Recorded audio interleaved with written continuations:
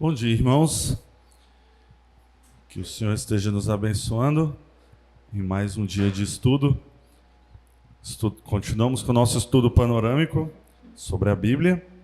Com fé em Deus chegaremos ao fim do ano, tendo estudado todos os livros da nossa Bíblia. Bíblia essa que é a palavra do Senhor, que Ele nos deu para a nossa instrução, e que o Senhor esteja nos abençoando na aula de hoje. Vamos abrir nossas Bíblias em Neemias, capítulo 2. Nós vamos ler do versículo 11 até o versículo 20. Eu vou ler, peço para que os irmãos me acompanhem. Neemias, capítulo 2, do versículo 11 ao versículo 20. Diz assim: Cheguei a Jerusalém, onde estive 3 dias. Então à noite me levantei, e uns poucos homens comigo. Não declarei a ninguém o que o meu Deus me pusera no coração para eu fazer em Jerusalém. Não havia comigo animal algum, senão o que eu montava. De noite saí pela porta do vale, para o lado da fonte do dragão e para a porta do monturo, e contemplei os muros de Jerusalém que estavam assolados, cujas portas tinham sido consumidas pelo fogo. Passei à porta da fonte e ao açude do rei, mas não havia lugar por onde passasse o animal que eu montava. Subi à noite pelo ribeiro e contemplei ainda os muros. Voltei, entrei pela porta do vale e tornei para casa. Não sabiam os magistrados aonde eu fora, nem o que fazia, pois até aqui não havia eu declarado coisa alguma, nem aos judeus, nem aos sacerdotes, nem aos nobres, nem aos magistrados, nem aos mais que faziam a obra. Então lhes disse: Estais vendo a miséria em que estamos, Jerusalém assolada, e as suas portas queimadas. Vinde, pois, reedifiquemos os muros de Jerusalém, e deixemos de ser opróbrio. E lhes declarei como a boa mão do meu Deus estivera comigo, e também as palavras que o rei me falara. Então disseram: Disponha-nos e edifiquemos.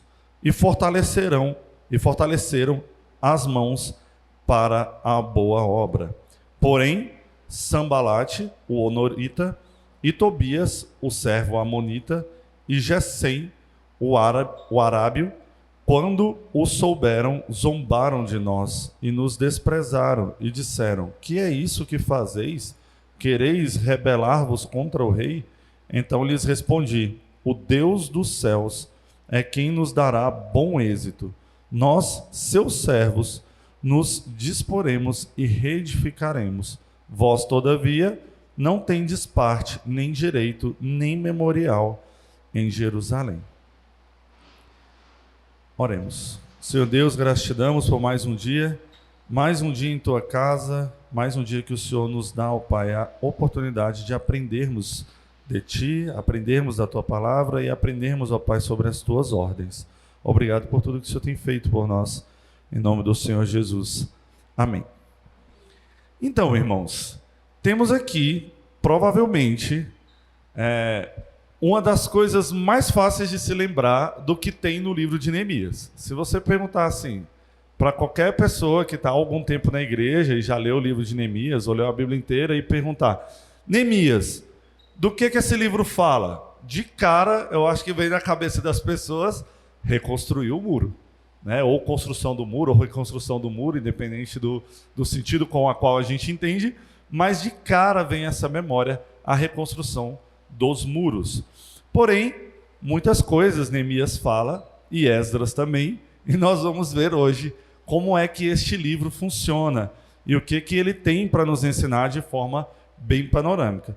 Estudaremos então os livros de Esdras e Neemias juntos, que fazem parte dos livros históricos, né? E assim como Crônicas, que a gente viu na aula passada, são livros que contam algumas histórias, e neste caso são livros que contam história pós-exílio, né? Quando eles retornaram para este local, onde ali tinha o templo, que também estava destruído, tinha também os muros que estavam destruídos, a cidade estava assolada, e aqui vem algumas histórias sobre o momento pós-exílio E é isso que a gente vai ver um pouquinho aqui hoje.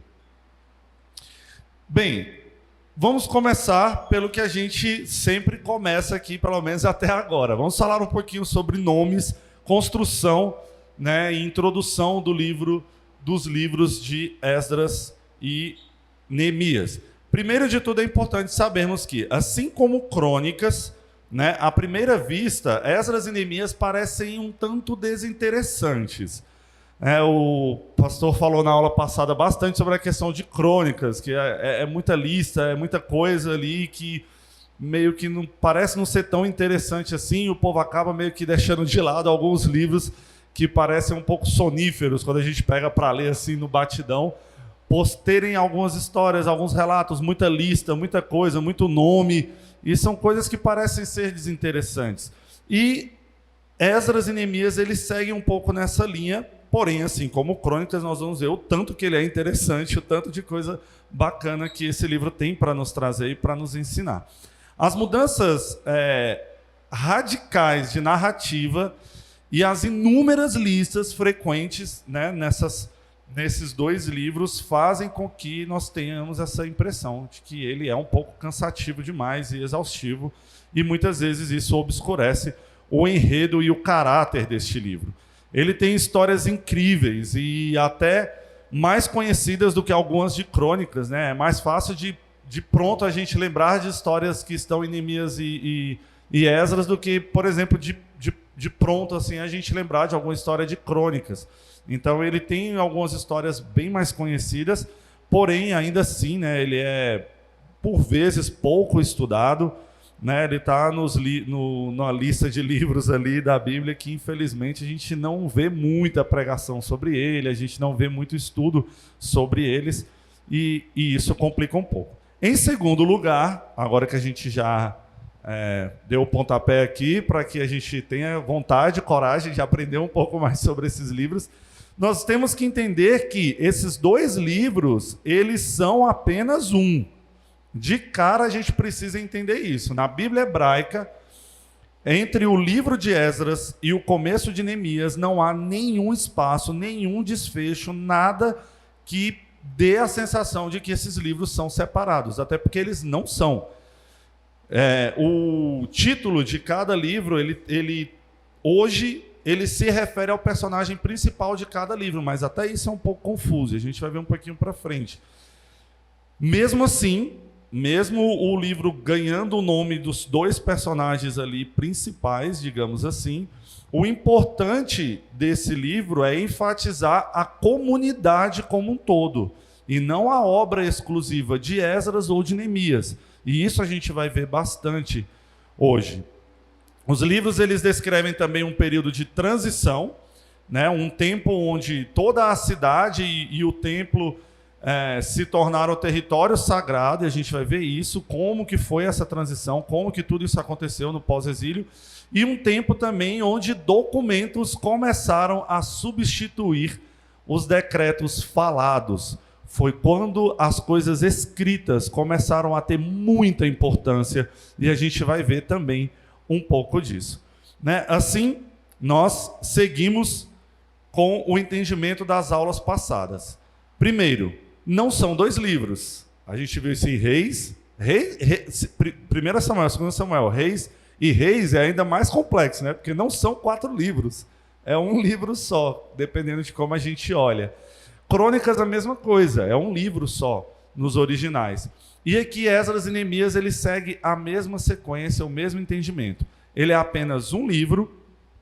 No hebraico, ele ganha o nome de Ezra, né, que é Esdras, e na Septuaginta grega ele tem Esdrae secundus Esdrae, que seria Esdras e Esdras, igual a gente vê com Reis, igual a gente vê com Crônicas.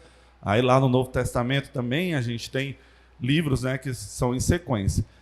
Esdras 1 e Esdras 2, e na Vulgata Latina, que a gente tem vindo, né, várias aulas já vendo todas essas traduções da Bíblia, nós temos ali a tradução direta do hebraico, 1 Esdras e 2 Esdras, que passou a ser chamado com o tempo de Esdras e Neemias. Então, neste caso aqui, até na Vulgata Latina, no início, No começo tem Esdras e Esdras, não é Esdras e Neemias. E com o tempo eles foram colocando o nome de Neemias para poder identificar que aquela segunda parte ali fala sobre as ações de Neemias. Mas engraçado que não é exclusivo de Neemias, porque em Neemias fala sobre ações, né, um momento ali grande da vida de Esdras. Porém, por ter toda a história de Neemias dentro deste segundo livro, digamos ali, da segunda metade, ele começou a ganhar o nome de Neemias para ficar mais fácil de entender.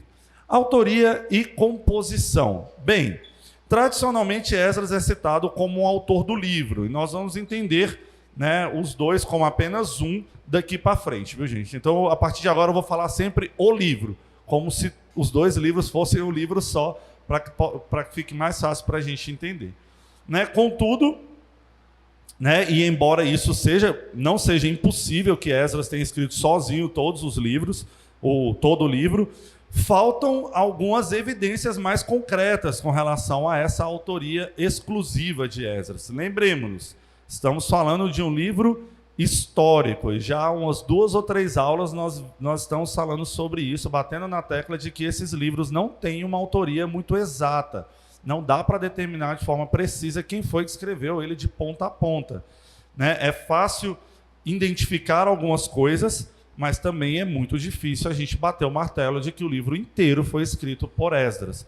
O argumento mais forte que se tem para dizer que Esdras escreveu tudo é o fato de que os capítulos 8, 9 e 10 de Esdras são uma narrativa em primeira pessoa. E daí tira-se o fato e a possibilidade dele ter escrito a obra inteira. Por ser uma narrativa em primeira pessoa, né, eles tiram daí o fato de que ele só foi trocando a narrativa. Ele ia para a terceira pessoa, voltava para a primeira pessoa, mas foi ele que escreveu tudo. Né? Então, tem essa questão. A outra questão que nós temos é a obra, ela tem uma importante conexão com crônicas. Este livro ele tem uma conexão bem firme, bem clara com crônicas. Muitos acreditam que ele foi escrito, inclusive, pelo mesmo cronista que escreveu Crônicas. E tem uma série de estudos em volta disso. A chave para essa certeza toda é a sobreposição do final de Crônicas com o início de Esdras. Se você pegar o finalzinho de Crônicas, ler os 2 últimos capítulos de Crônicas e emenda lendo os 2 primeiros capítulos de Esdras, vocês vão ver que ele tem ali uma sobreposição de fatos, ele tem ali uma conexão muito grande e um estilo de escrita muito parecido. Então, muitos dizem que pode ter sido a mesma pessoa. Porém, alguns acreditam que não, que é um compilado, né, de alguns autores, e daí vem a semelhança com Crônicas, porque possivelmente alguns trechos escritos em Crônicas podem ter sido escritos pelo mesmo autor que escreveu alguns trechos de Neemias e de Esdras. Beleza? Então, como temos dito, infelizmente ou felizmente, né, cabe ao Senhor saber e determinar o que nós devemos saber e conhecer. Não dá para dizer exatamente quem foi que escreveu. É possível que sejam obras distintas, né? Tanto o livro de Esdras do livro de Crônicas a maioria dos estudiosos entendem que são sim obras distintas, e nós vamos seguir o nosso estudo acreditando nisso, de que elas são obras distintas, e vamos ver Esdras como uma obra separada. O mais claro para todos, né, é que ela é uma composição também, assim como a gente viu nos outros livros. São vários autores, né, pessoas que escreveram vários relatos, não necessariamente várias pessoas escrevendo, mas são vários relatos que foram sendo compilados para criar o livro de Esdras. Com relação à forma de escrita, nós temos muito mais fácil do que Reis, muito mais fácil do que Deuteronômios, do que Levíticos. Nós temos apenas 2 formas de escrita, que na verdade é uma só, que é narrativa. Ele é um livro todo narrativo, e ele tem ali pedaços em primeira pessoa e pedaços em terceira pessoa. Mas ele é basicamente narrativo, e isso facilita demais o estudo deste livro. A composição do livro é basicamente a união de eventos da época, como eu já falei, né, sendo relatos, memórias de Esdras e Neemias. uma introdução ali à obra do capítulo 1 até o capítulo 6, é uma introduçãozinha do que vai acontecer e do que viria. E, uma vez que não podemos identificar o autor, é impossível sermos precisos também com relação à data. Porém, devido aos eventos narrados no livro, né, nós conseguimos determinar um período ali, mais ou menos, né, onde ele foi composto. É possível que ele tenha sido escrito por volta de 400 a.C.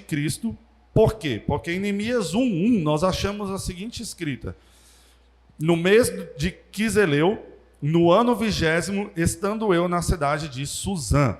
Embora nesse versículo não seja mencionado o nome de nenhum rei, supõe-se que Neemias chegou em Jerusalém no 20º ano de Artaxerxes I, porque existiram 2, mas foi mais ou menos no 20º ano de Artaxerxes I, e ele reinou de 465 a 425 a.C., né? E daí vem a fixação aproximada da data de quando estes eventos aconteceram. O livro de Esdras, ele traz uma questão interessante. Ele traz uma certa exatidão de quando foram que os eventos relatados no livro aconteceram. Mas ele não traz com tanta exatidão nos estudos que se tem quando que ele foi escrito. Isso aí tem uma variação muito grande. Dizem que ele pode ter sido escrito até 300 anos antes de Cristo, mais de 100 anos depois dos acontecidos, justamente porque ele é um apanhado de relatos e memórias. E esses relatos e memórias, eles podem estar escritos, e tem, inclusive no livro que a gente tem por base das aulas, tem lá vários livros, vários relatos e a composição de vários documentos da qual esses relatos foram tirados e que confirmam esses relatos de forma histórica. Então, tem essa questãozinha. Nós sabemos com mais exatidão quando foram os acontecimentos relatados no livro, mas quando foi que ele foi escrito, aí varia um pouco mais, né? Dá ali uma lacuna de aproximadamente 125 anos. História do livro. Vamos lá. Nós vamos trabalhar um pouco as divisões do livro, nós vamos trabalhar um pouco a história do livro, como a gente vem fazendo. E é importante passearmos, né, sobre os principais assuntos que o livro traz.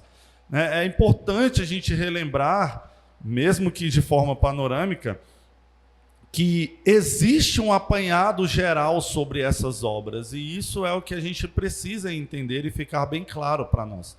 O que esses estudos estão trazendo para a gente é que a gente consegue falar assim, tal livro, o básico dele é o quê? É isso.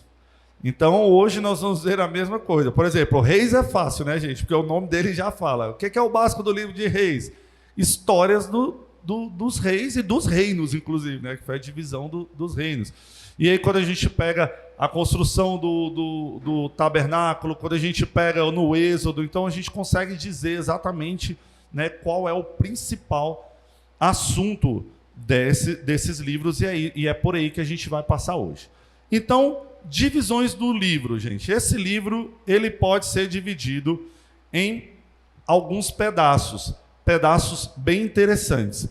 A grosso modo, é uma divisão do livro que pode ser feita com alternâncias de narração. Como eu falei para vocês, o livro ele vai alternando. De repente, ele passa para a primeira pessoa. Daqui a pouco, ele volta para a terceira pessoa, assim, numa sem cerimônia impressionante.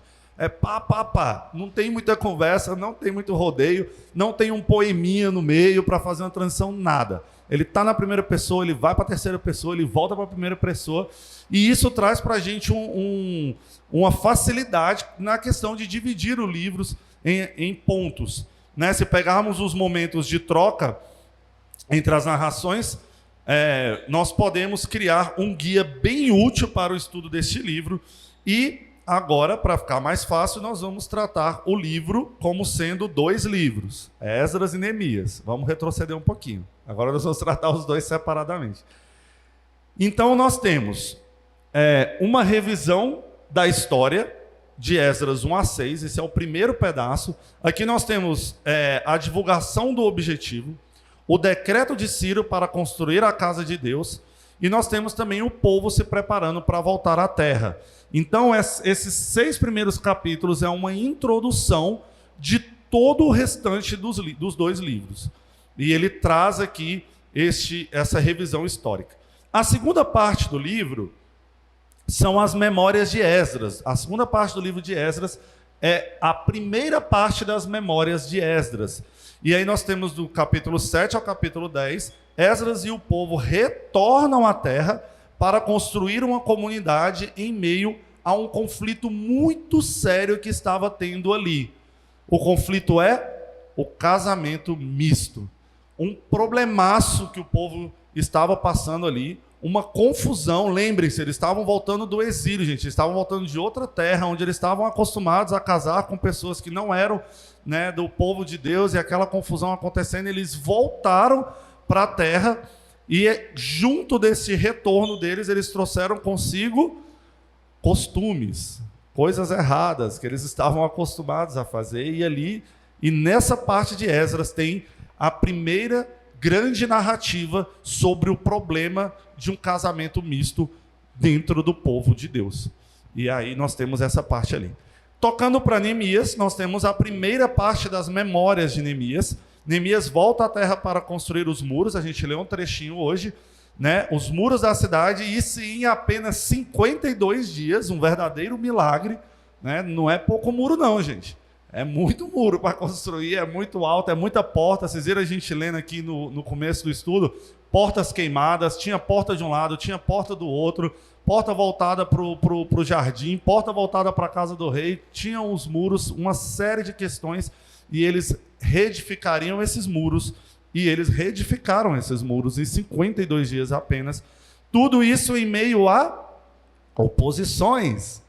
Lembra que Neemias, que a gente leu o capítulo que Neemias ele saiu e não contou para ninguém o que Deus tinha falado para ele? Depois ele voltou, ele observou e tal, chegou uma parte que ele nem podia continuar em cima do cavalo ou jumento que ele estava, não dá para saber, mas é um animal que ele estava montado, pode ser até um camelo, e ele vai, aí ele tem até que andar a pé, tamanha quantidade provavelmente de escombros, né, ali das coisas derribadas.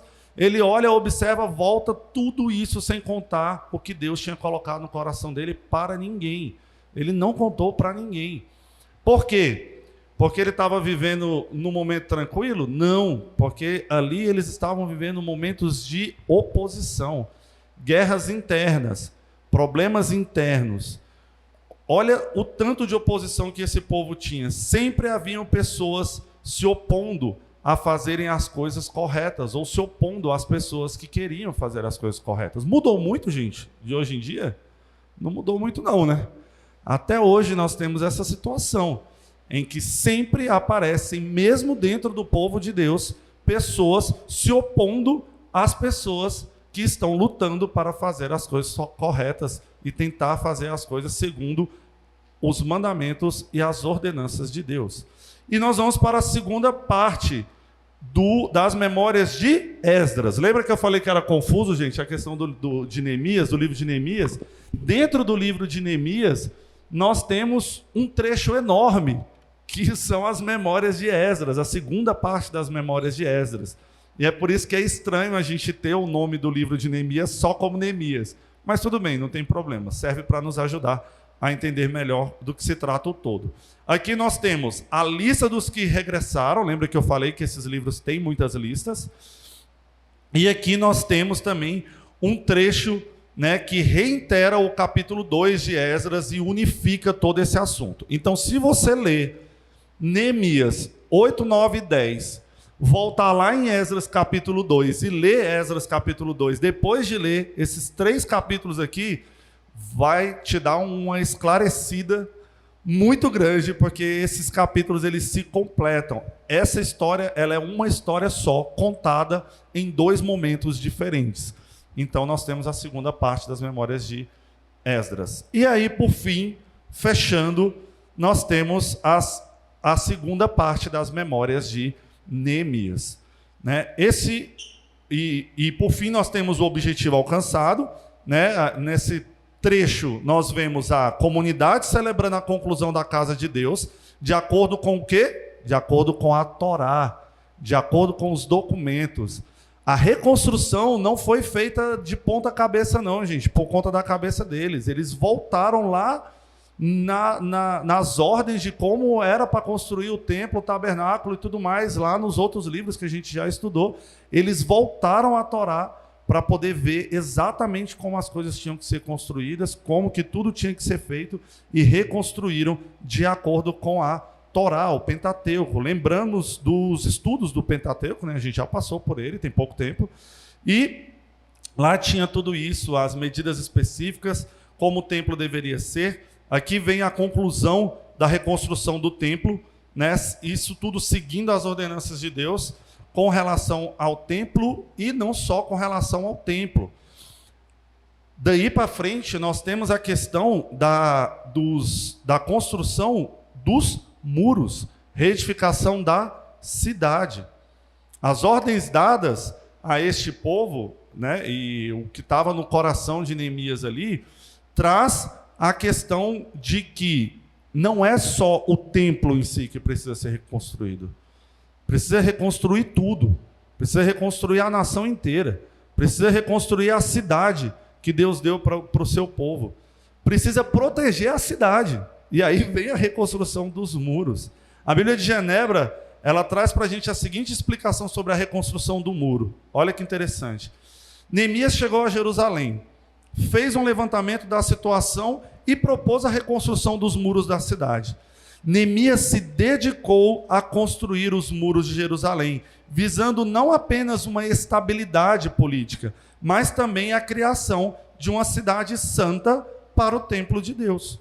Os capítulos 2, 3, 4, 5, 6 e 7 se alternam entre os esforços de Neemias para reconstruir o templo, para reconstruir os muros, e a oposição que ele superou.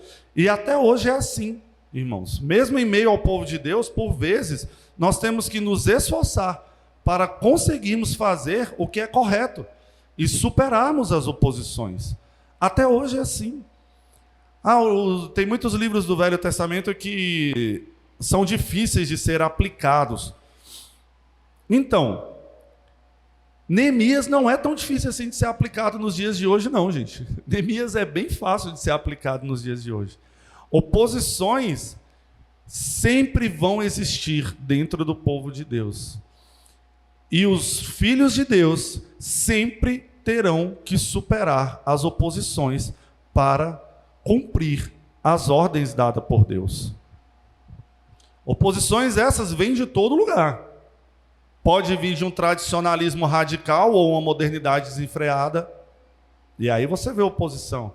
Aí você quer fazer alguma coisa, você está ali à luz da Bíblia tentando organizar alguma questão, mostrando na Bíblia como são as coisas, e aí você é chamado de quê? Neopuritano.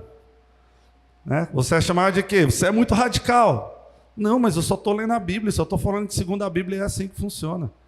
Mas também tem o contrário, gente. Você está aqui tranquilo e você tem uma série de pessoas chegando e querendo transformar a igreja num palco circense e bota um tecido aqui para descer e aquela confusão. E aí você está frente a uma oposição do quê? De tentar ser um pouco mais tradicional e as pessoas tentarem ser desenfreadas em suas modernidades. Ambos são problemas. Mas o contrário também é problema, gente. Ser radical demais também é problema. Faltar com amor, muitas vezes, à luz do tradicionalismo, do radicalismo, isso também é um problema. Outras oposições que nós vemos, vêm na figura do ativismo religioso ou do comodismo e preguiça. Dois extremos também, dois lados da mesma moeda. E aí você quer muito fazer algum trabalho, fazer alguma coisa na igreja, vamos evangelizar, vamos fazer isso, vamos fazer aquilo, não sei o quê, e a pessoa está lá, mas não sei o quê, eu não posso, não, porque eu só tenho o sábado para poder... E aí vem aquela série de questões que, por vezes, pode ser um comodismo. Não querermos sair das nossas quatro paredes, qualquer coisa que vai além do que é o costume do culto da escola dominical, domingo à noite, qualquer coisa que vai além disso gera uma preguiça nas pessoas de fazerem, mas o contrário também é problema. Fazer desenfreadamente, sem pensar nas consequências, sem pensar se estamos fazendo isso para a honra e glória do Senhor ou para a nossa própria honra e glória. Ah, fulano é muito trabalhador, só que você tem que tomar cuidado, olhar e observar. Mano, não está rolando aí um ativismo religioso, não. Dois lados de uma mesma moeda. E para combater os dois lados dessa moeda, sempre tem oposição. Sempre tem as pessoas que vão jogar na cara de fulano, que fulano quer fazer coisa demais e ele é um ativista religioso, ou vai ter o contrário, que fulano quer fazer coisa de menos e ele é um preguiçoso, acomodado, não sei o quê. E esse problema percorre em volta da igreja e geram oposições com relação ao trabalho racional na casa do Senhor. E outras oposições vêm. Oposição que aparece quando um líder quer proteger o seu rebanho contra o jugo desigual. A luta para superar a oposição daqueles que insistem em tentar achar na Bíblia uma brecha para este pecado, que é o casamento misto. Que tem um trecho enorme lá, de Esdras lutando contra este problema. Ou, por vezes, o divórcio sem motivo bíblico, aceito por Deus, que é apenas traição e abandono de lar. E aí vem a oposição dizendo, não é bem assim, temos que considerar os fatos. Que fatos, meus irmãos?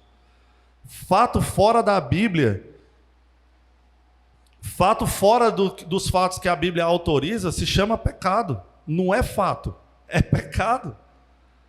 Por que fulano está divorciado? Incompatibilidade de bens, compatibilidade de gênios. Acabou o amor. Complicado. Por que fulano está querendo separar? Ah, não estava dando direito, a questão dos horários, a gente nem se via mais, ele trabalha no horário, eu trabalho no outro, paraná. Onde que está escrito isso na Bíblia? Como que a gente aceita isso tranquilo? Ah, mas a Constituição do não sei o quê permite. Sim, a Constituição Civil, não a Constituição de Deus. Mas quando você quer tratar certos assuntos, principalmente esses assuntos, até hoje a oposição é muito forte. É muito forte. Mas o que Neemias fez? Ele superou oposição. Esdras e Neemias enfrentaram oposição para cumprir as ordenanças de Deus. E uma das coisas que esse livro nos ensina é que nada mudou deste tempo até hoje. Se tem uma coisa fácil de se aplicar desses dois livros, é que as coisas não mudaram com relação à oposição ao povo de Deus. Mas o principal ensinamento aqui é que eles trabalharam contra a oposição e nós também devemos lutar contra ela. Oposição ao povo de Deus sempre houve, gente, e sempre haverá. Essa é a realidade deste livro. O livro ele nos leva a uma pergunta obrigatória. Quais são as mensagens teológicas? O livro tem 3 temas principais. Ele mostra que na época de Esdras e Neemias, eles testemunharam a passagem de um tempo de liderança das elites. Ele também mostra a questão da santidade não ser restrita ao templo, a um local só. E ele também mostra que a autoridade oral para uma centrada comunidade, ela deveria passar a ser escrita com uma santidade ampliada e baseada na autoridade de documentos escritos. E isso é um negócio muito interessante que a gente vê em Neemias. Primeiro vemos, a mudança da liderança ser apenas da elite e passar para a comunidade.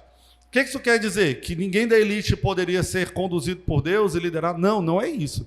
Mas o que isso aqui ensina para a gente é que não é só a elite que sabe liderar e que tem conhecimento e que é capacitada por Deus. Todos são. E o livro ele mostra isso para a gente.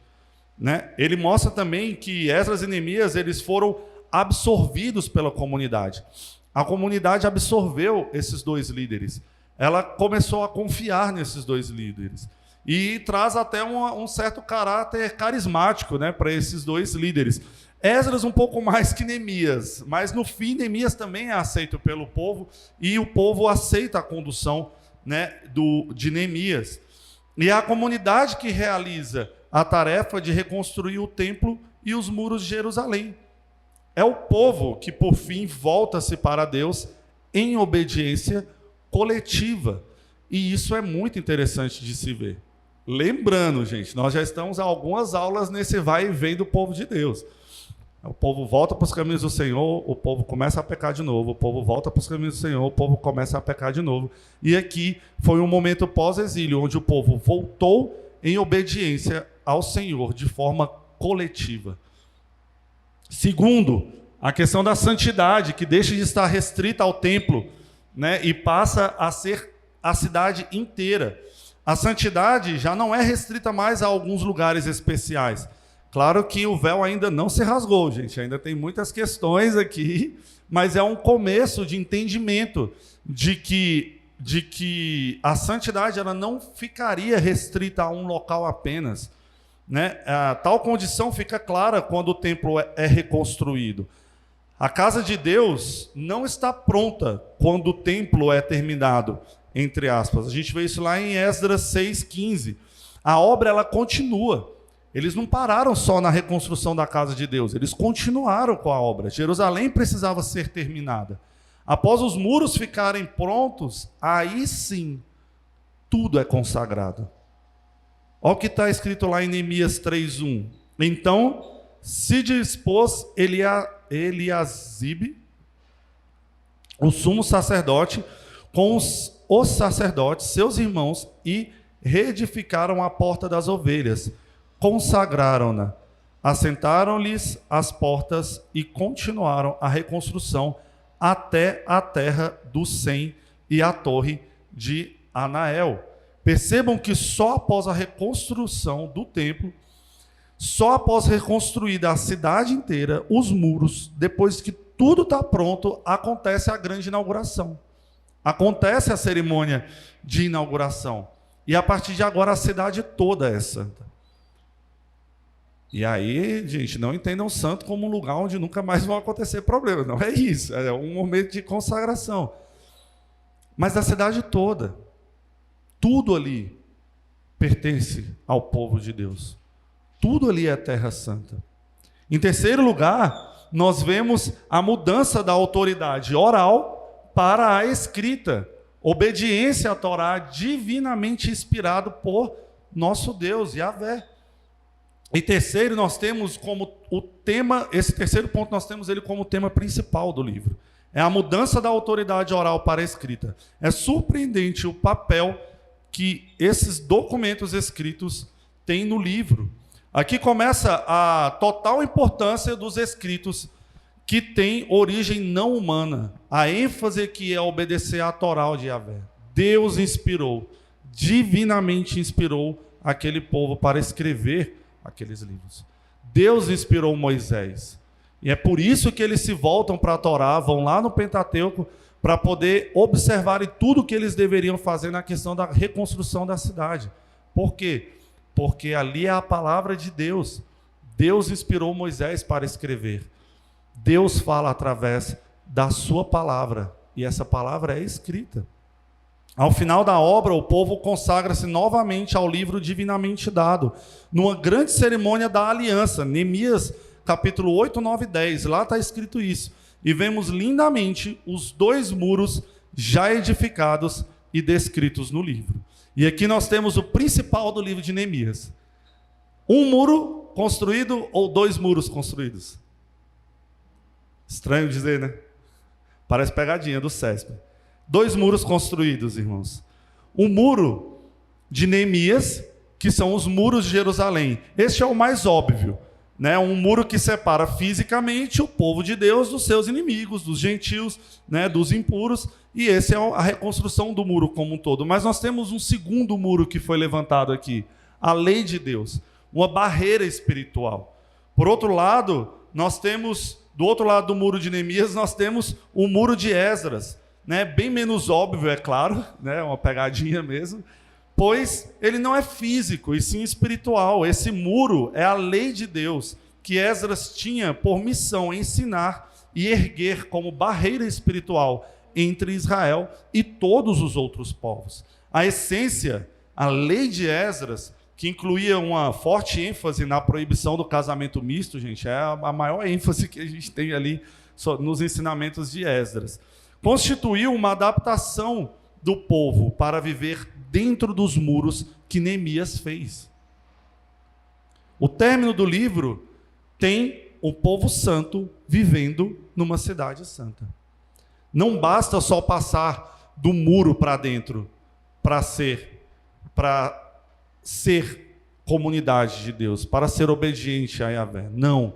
Você também tem que passar do muro espiritual. Você também tem que olhar para o muro construído e entender o que Deus quer.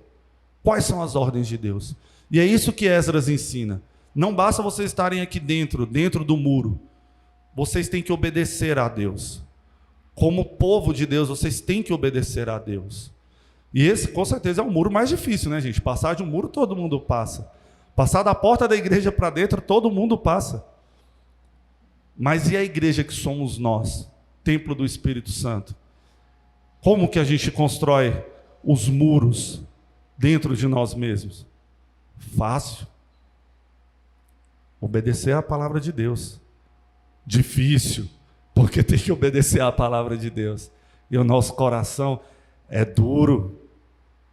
Augusto Nicodemos, pastor Augusto Nicodemos, ele tem uma frase muito legal. E eu gosto muito de repetir ela. Com certeza alguns aqui já ouviram falar demais dela.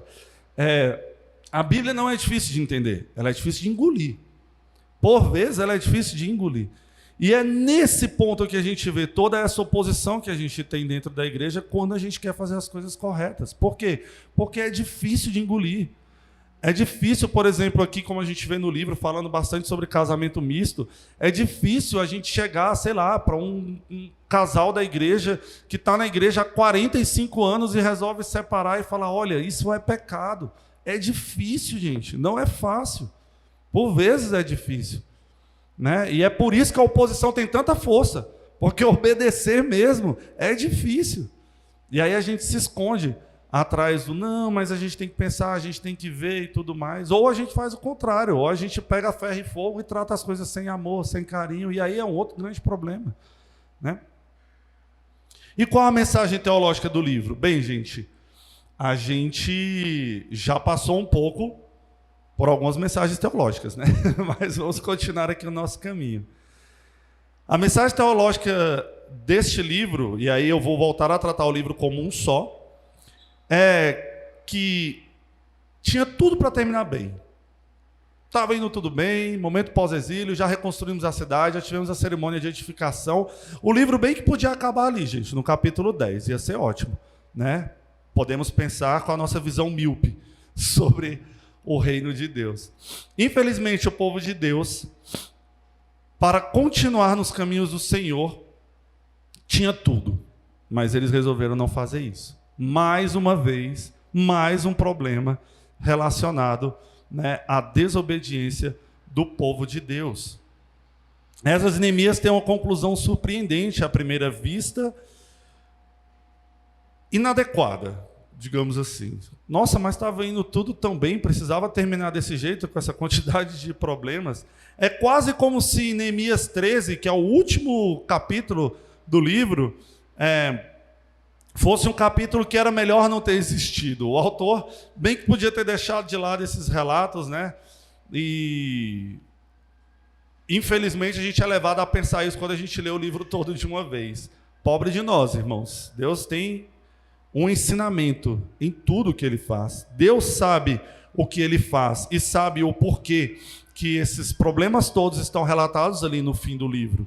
Um livro que deveria ser um livro de vitória, de conquistas, e foi realmente um livro de vitória e conquistas do povo de Deus. Mas pense bem, no ápice de um povo ali santo, numa cidade santa, eles tinham acabado de celebrar toda essa questão, essa organização e a comunidade de Deus seguindo a Deus. E o capítulo 13 narra diversos problemas. Olha um deles. O caso de um sumo sacerdote, Eliasabe, que emprestou um aposento do templo para um não-israelita, chamado Tobias. Neemias tem que levantar, precisa expulsar o cara lá de dentro para preservar a santidade do lugar. Nós vemos isso em Neemias 13, 4-9. Depois nós temos também funcionários da cidade que deixaram de dar aos israelitas o que era devido. E para isso, e para continuar tendo sustento, os levitas eles acabaram tendo que ir para o campo trabalhar, né, tiveram que abandonar os cuidados do templo, está lá no versículo 10 a 13, e mais uma vez Neemias teve que intervir. Gente, vocês estão deixando de dar para os levitas aquilo que Deus mandou dar para os levitas, e para ter o próprio sustento, eles estão tendo que ir lá para o campo trabalhar. Por que vocês estão fazendo isso? E aí Neemias tem que levantar e tem que ir falar e resolver essa situação. Além disso, os homens de Judá estavam infringindo o sábado do Senhor. E aí Neemias tem que entrar pelo meio de novo. E lá no versículo 26 a 27, no finalzinho do capítulo, do último capítulo, nós vemos a recorrência do casamento misto. Recorrência essa que existe até hoje, gente. Esse deve ser o pecado público e notório mais recorrente dentro do povo de Deus. Eu tenho quase certeza disso. A questão do casamento misto é o pecado público e notório mais recorrente dentro do povo de Deus. Do público e notório, gente. Não estou falando que é o pecado mais cometido, não. Mas vem essa recorrência desde lá, ó. Olha há quantos 1000 anos. E a pergunta que fica é: Israel sobreviveria à repetição dos pecados do passado? O casamento misto arrasou com Salomão. E toda a nação foi destruída. E tudo isso culminou para o exílio, como a gente viu 2 aulas atrás. A geração pós-exílio ia pelo mesmo caminho? Ia fazer a mesma coisa? Ia. Infelizmente foram. E assim, com essas questões em aberto, o livro chega ao fim. Por que o livro chega ao fim sem finalizar o que aconteceu quando o povo começou a pecar de novo? Porque o livro ele olha para o futuro, gente. Ele não olha para o passado ou para o presente. E a gente vai ver muito isso no Velho Testamento, né? A perfeição ela não foi alcançada. Mais uma vez a perfeição não foi alcançada. Quando o presbítero Rafael falou sobre Samuel, ele falou sobre a questão dos tronos e quem é que iria sentar no trono. Quem era o único rei perfeito para sentar no trono? Jesus Cristo. A perfeição não tinha sido alcançada ali. Quando a gente vê o livro de Reis, a gente passa pelo mesmo problema. Não tem perfeição, não tem rei perfeito. Até os obedientes a Deus não são perfeitos. E aqui nós vemos liderança dentro do povo de Deus. Nós temos Esdras, nós temos Neemias, mas continua sendo imperfeito. Ninguém é perfeito. Ninguém dentre nós, né, gente? Homens. Apenas um. Existiu um homem perfeito. E esse livro ele aponta para o futuro. O Novo Testamento nos leva bem além do mundo de Esdras e Neemias. Nas palavras do teólogo Koch, ele diz assim: Esdras estava realizando certas previsões proféticas em etapas anteriores aos fins dos tempos, que eram diferentes das perfeições dos fins dos tempos. E ele também estava usando a Torá como um livro da promessa. Foi isso que Esdras fez. Esdras não almejava ser perfeito. Esdras estava seguindo conforme o protocolo divino. Me obedeça. Use os meus mandamentos e as minhas ordens para guiar o meu povo. Mas ainda assim, Esdras, você não vai conseguir êxito, não. Você não vai ter 100% de êxito, porque você é imperfeito. Neemias é imperfeito. Só existe um perfeito. Este livro ele atesta a expansão da santidade para além dos limites do templo também, para incluir toda a cidade de Jerusalém. No entanto, ali permanece uma forte demarcação entre o santo e o secular, o puro e o impuro. Lembra que eu falei, gente? O véu ainda não rasgou. A gente ainda tem ali o templo, a gente ainda tem a parte do Santo dos Santos, a gente tem todas essas questões ali dentro da cidade. Mas já está apontando para a expansão do reino. Já começou a ampliar um pouco. Já saiu das quatro paredes da casa de Deus, já está ali dentro das 4 paredes dos muros de Jerusalém. É uma expansão que aponta para o futuro. É Jesus Cristo quem vai derrubar o muro. Ih, gente, errei ali na apresentação, deixa quieto. É Jesus Cristo quem vai derrubar o muro da separação. Em primeiro lugar, ele rasga o véu que separa o Santo dos Santos do restante da criação. Em segundo lugar, ele acaba com a divisão da humanidade, que separa o judeu dos gentios. Vamos abrir nossas Bíblias em Efésios 2, capítulo 14 e 18, vamos ler todos juntos. Cristo é o líder perfeito. Cristo é o líder capaz de rasgar o véu. Cristo é o líder capaz de tirar a separação que há entre judeus e gentios. Vamos ler todos juntos. Porque ele é a nossa paz, o qual de ambos fez um, e tendo derribado a parede da separação que estava no meio, a inimizade, aboliu na sua carne a lei dos mandamentos na forma de ordenanças, para que dos dois criasse em si mesmo um novo homem, fazendo a paz, e reconciliasse ambos em um só corpo de Deus, por intermédio da cruz, destruindo por ela a inimizade. Duas mensagens focais deste livro. Ele nos ensina que Deus quis falar através da escrita e que seu povo deve segui-lo e obedecê-lo por intermédio da sua palavra, a Bíblia. Quando a gente pega as igrejas, quando a gente vê igrejas no Novo Testamento, a igreja de... Talvez eu confunda o nome, Laodiceia. Não. A igreja que tudo que falavam, eles pegavam a Bíblia para conferir se estava correto. Bereia, a igreja de Bereia. Não é mais oral, está escrito. Deus não deu a palavra dele escrita a troco de nada, ou porque era mais fácil a gente ler do que ter alguém falando. Não, é porque o falado pode ser alterado, o falado pode ser mudado, pode seguir de acordo com a vontade do coração pecaminoso de quem está falando. Mas a escrita não, a escrita ela está ali, é ponto no ponto, é pingo no pingo. A própria Bíblia fala, não acrescente nem diminui um pingo na Bíblia, na palavra de Deus. Por quê? Porque ela é divinamente inspirada. E esse livro ele traz para a gente isso. E isso é muito interessante. A troca da importância do que alguém fala para o que está escrito. O que está escrito, está escrito. A gente tem isso até hoje, gente, no nosso dia a dia, na lei civil. Você faz um acordo ali, é um acordo de boca. Não, onde é que está escrito? Onde é que está o acordo que vocês fizeram? Você fez um acordo de comprar um apartamento. Cadê? Onde é que está escrito que o caboclo te vendeu? Cadê o documento? Né? E a Bíblia traz para a gente a mesma questão. Onde é que está escrito que o casamento misto é pecado? Quem é que está falando? Não é da minha boca que está saindo. Não é um negócio que vem da minha cabeça passando de geração em geração. Não. Isso ia virar um telefone sem fio. Todo mundo aqui já brincou de telefone sem fio, né? Durante todos esses anos, a Bíblia sendo passada de forma oral. Um falando no ouvido do outro, que fala no ouvido do outro, que chega até nós aqui. Teria chegado igual, gente? Teria chegado certinho? Não, isso é um telefone sem fio. Isso aí é brincadeira de criança, isso não é coisa para adulto. Não, a gente pode brincar de telefone sem fio, mas deu para entender. Não, é escrito. É a palavra do Senhor.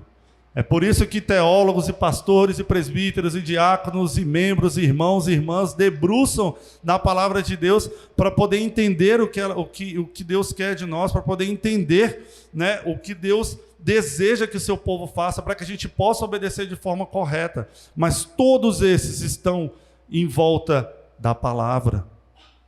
Não é da cabeça.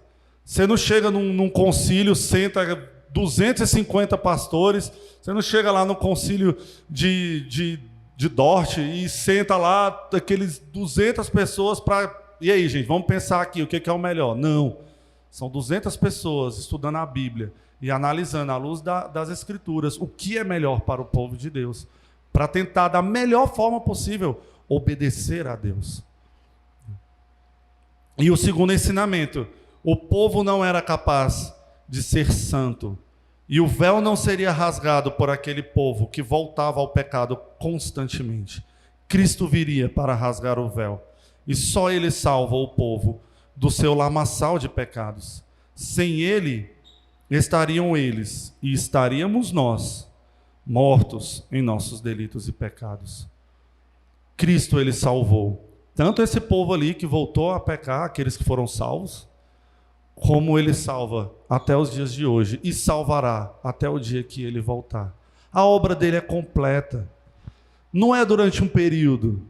Não é igual Neemias e Esdras, que por um tempo ali eles conseguiram organizar a comunidade de Deus, fazer com que o povo caminhasse ali minimamente, retamente, nos caminhos do Senhor, e depois passou e o povo voltou para o pecado. Não, a obra de Deus é completa e atemporal.